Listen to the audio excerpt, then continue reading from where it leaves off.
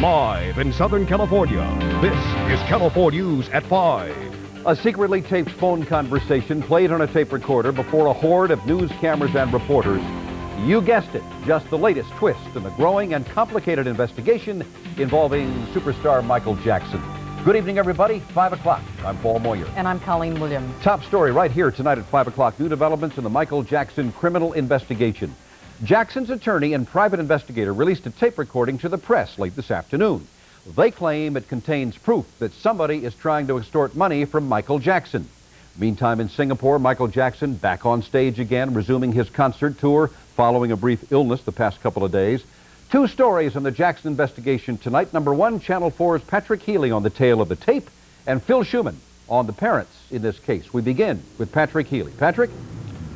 At this point, the official investigators in this case, police, district attorney, children's services, they are not commenting. And into that void have moved Michael Jackson's representatives to put their spin on the case. One of those representatives, attorney Howard Weitzman, his office in the building behind us, he called reporters, I should say, here this afternoon. Weitzman does not want to discuss the conduct of his client, Michael Jackson. Weitzman wants to keep the focus shifted to the conduct of the former attorney of the father of the boy making the allegation. Michael Jackson's representatives maintain the molestation allegation is merely an extortion attempt by the boy's father and his recently dismissed attorney, Barry Rothman.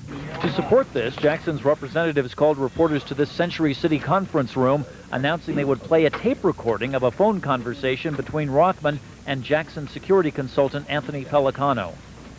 This tape recording is a conversation between myself and Barry K. Rothman on August the 17th, 1993. The tape speaks for itself. Pellicano had earlier said he was pretending to negotiate in order to trap the extortionists. Neither Rothman nor the father is commenting. Are there two separate issues here? Does the fact there was an extortion mean there was not a molestation? I think the conduct of the parties is indicative that a molestation never took place, that the motivation here dealt with attempting to take advantage of Michael Jackson and his relationship with the young man. Now, a different portrait of the father is portrayed by other tape recordings made earlier, recordings between the father and the boy's stepfather. On those recordings, the boy's father repeatedly says he is concerned about Michael Jackson. He fears that Michael Jackson is doing his son harm. He wants to get the child away from Michael Jackson, that it is the child that is his interest. And during those nearly 100 minutes of tape, the father never once mentions demanding money or seeking a movie deal from Michael Jackson.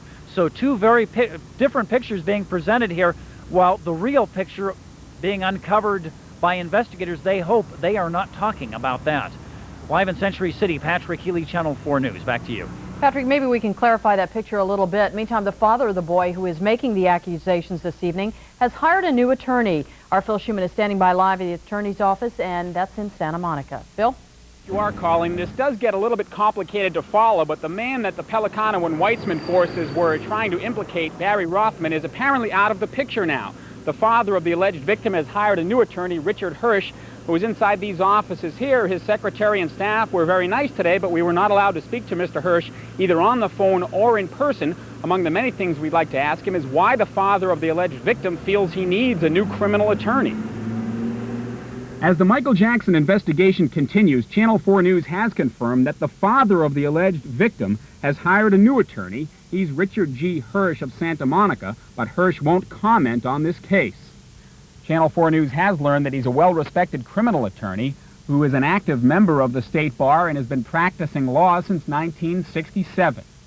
Meantime, the young boy who's making the complaint of abuse against Michael Jackson, seen here with the singer, where hiding his face since he's just 13 years old, has his own attorney. As Channel 4 News has reported, it is well-known attorney Gloria Allred, but she told me today, quote, "I can't say anything more about representing the boy. I can't say what I'm doing or who I'm doing it with or where I'm doing it.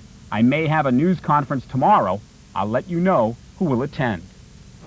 Now, we're also told that tomorrow afternoon, Gloria Allred will simply be making a statement by herself, and she may not answer any questions now.